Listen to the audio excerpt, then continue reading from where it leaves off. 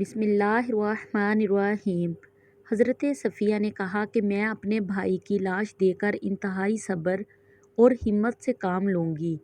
ایک اور آواز گونجی، میرے چچا حمزہ نے قرابت کا حق ادا کیا اور نیک اعمال کرنے میں سبقت لے گئے۔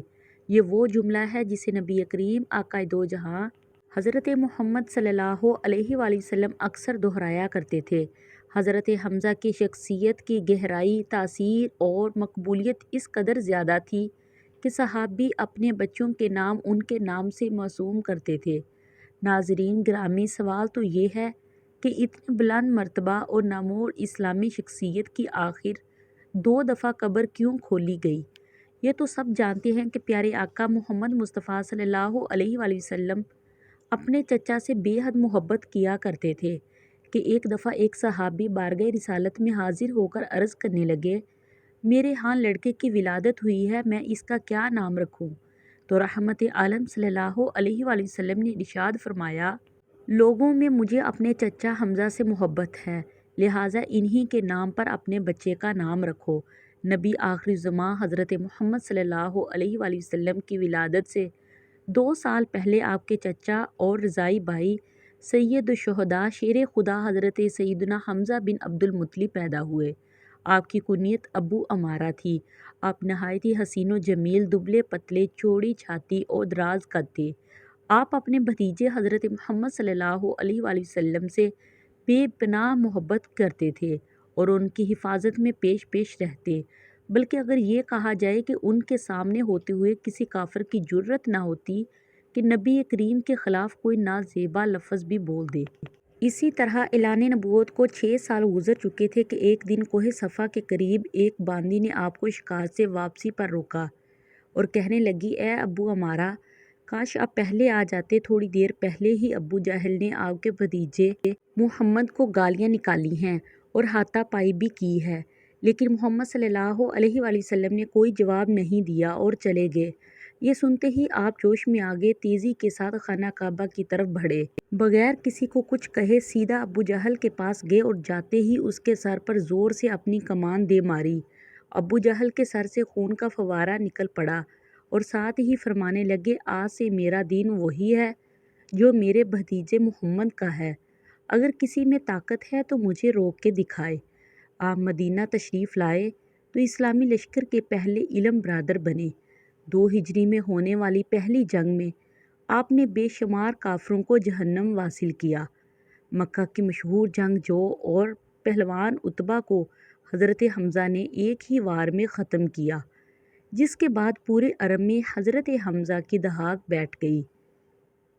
شوال المکرم 3 ہجری میں غزوہ احد شروع ہوتا ہے کہ جس میں کفار غزوہ بدر کا بدلہ لینے کے لیے مسلمانوں پر حملہ کرتے ہیں۔ ان کا سب سے بڑا مقصد حضرت حمزہ کو شہید کرنا ہے، کیونکہ جتنا نقصان غزوہ بدر میں کفار مکہ کو انہوں نے دیا اور کوئی نہ دے سکا۔ جبیر بن معطم نے اپنے غلام وحشی کو، جو کہ نیزہ چلانے میں ماہر تھا، اس کو لالچ دیا کہ اگر تم میرے چچا کو قتل کرنے والے حضرت حمزہ کو شہید کر دے گا تو اسے آزاد کر دیا جائے گا۔ ہند زوجہ ابو سفیان نے بھی وحشی کو کثیر انعام کا لالچ دیا، کیونکہ ہندہ کے باپ عتبہ کو حضرت حمزہ نے جنگ بدر میں قتل کیا تھا۔ چنانچہ وحشی نے حضرت حمزہ کو دھوکے سے کسی اور سے لڑائی کے دوران پیٹ میں نیزہ مار کر بے دردی سے شہید کر دیا۔ یہ سارا واقعہ اسی طرح بخاری اور مسلم میں روایت ہوا ہے۔ حضرت حمزہ کا پیٹ چاک کر کے ان کا کلیجہ نکال کر ہندہ نے چبایا، پھر ہندہ نے کافر عورتوں کے ساتھ مل کر حضرت حمزہ کے کان ناک کاٹ کر انہیں لڑی میں پرو کر ان کے کڑے بازوبند اور پازیب بنائے اور انہیں پہن کر مکہ میں داخل ہوئی۔ جب نبی کریم صلی اللہ علیہ وآلہ وسلم نے حضرت حمزہ کے جسم کو دیکھا تو آپ صلی اللہ علیہ وآلہ وسلم رونے لگے۔ آپ کے کٹے ہوئے جسم کو دیکھ کر شدت غم سے آپ صلی اللہ علیہ وآلہ وسلم کی آواز بلند ہوئی اور فرمایا، حمزہ سید الشہداء ہے۔ مسلمانوں ذرا ایک دفعہ اس منظر کو سامنے لائیں کہ جب حضرت حمزہ کی بہن حضرت صفیہ کو پتہ چلا کہ ان کے بھائی شہید ہو گئے ہیں، وہ ان کو دیکھنے کے لیے آئیں تو حضور اکرم صلی اللہ علیہ وآلہ وسلم ان کو اپنے بھائی کا کٹا ہوا جسم دیکھنے نہ دیا۔ خیر حضرت صفیہ لائی گئی چادر میں۔ حضرت حمزہ کو کفن دیا گیا۔ چادر اس قدر چھوٹی تھی کہ سر ڈھانپتے تھے تو پاؤں ننگے ہو جاتے تھے، اور اگر پاؤں ڈھانپے جاتے تو سر ننگا ہو جاتا تھا۔ اللہ اکبر! حضور فرمانے لگے کہ سر کو ڈھانپ دیا جائے اور پاؤں پر گھاس ڈال دی جائے۔ حضرت حمزہ کی قبر کشائی کی پہلی روایت حضرت جابر نے بیان کی ہے، جسے امام مسلم اور بخاری نے بھی روایت کیا ہے۔ حضرت جابر فرماتے ہیں کہ جنگ احد کے 46 سال بعد معاویہ بن ابو سفیان کے دور حکومت میں انہوں نے ایک نہر احد کے مقام پر نکالنے کا حکم صادر کیا۔ جب اس نہر کا کام شروع ہوا تو منادی نے مدینے میں یوں صدا لگائی، جن لوگوں کے شہید رشتہ دار احد میں دفن ہیں، قبر کشائی کر کے اپنے اپنے شہداء کے جسد کسی دوسری جگہ منتقل کر لیں تاکہ وہ پانی سے محفوظ رہ سکے۔ حضرت جابر بن عبداللہ فرماتے ہیں کہ یہ سن کر مدینے والے احد کی طرف نکل پڑے، جن میں بھی خود شامل تھا، کیونکہ میرے والد عبداللہ بھی احد کی جنگ میں شہید ہوئے تھے اور وہاں ہی دفن تھے۔ میرے والد عبداللہ اور عمر بن جموح ایک ہی قبر میں دفن تھے۔ شہادت کے وقت عمر بن جموح کی پیشانی زخمی تھی اور میرے والد نے عمر کی پیشانی پر ہاتھ رکھا ہوا تھا، اور اسی حالت میں دونوں شہید ہوئے۔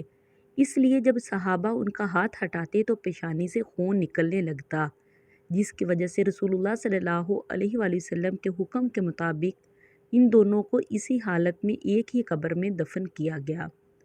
حضرت جابر بن عبداللہ فرماتے ہیں کہ جب حکومتی سپاہیوں نے میری موجودگی میں میرے والد عبداللہ اور عمر کی قبر کھولی تو جیسے ہی عمر کی پیشانی سے میرے والد کا ہاتھ ہٹاتے تو تازہ خون کے فوارے نکلنا شروع ہو جاتے۔ یہ معاملہ دیکھ کر انہوں نے یہ قبر بند کر دی۔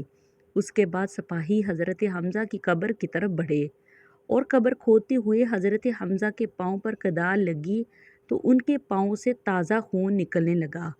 حضرت جابر روایت فرماتے ہیں کہ میں اس بات کا عینی شاہد ہوں کہ تمام شہداء کے جسم تر و تازہ تھے، اور حضرت حمزہ تو ایسے لگ رہے تھے جیسے سو رہے ہیں۔ جب سپاہیوں نے شہداء کا یہ عالم دیکھا تو مزید قبر کشائیوں کو روک دیا گیا، مزید سبھی کو اسی حالت میں دفن کر دیا جیسے پہلے تھے۔ حضرت حمزہ کی دوسری دفعہ قبر کشائی سلطان عبدالحمید ثانی کے دور میں انہوں نے 1904 سن ہجری میں کروائی، جب انہیں خواب میں یہ اشارہ ہوا کہ حضرت حمزہ کے جسد مبارک پر پانی موجود ہے۔ انہوں نے قبر کھدوا کر اس کے ارد گرد 50 فٹ گہرائی تک سیسہ پلائی دیواریں بنا دی۔ حوالہ جات ان تمام کتابوں میں آپ کو ملے گا۔ پلیز میرے چینل کو سبسکرائب کریں تاکہ میں اپنی ہر آنے والی اچھی ویڈیو آپ کے ساتھ شیئر کر سکوں۔ اب مجھے اجازت دیجیے۔ آپ کی دعاؤں کے ساتھ خدا حافظ۔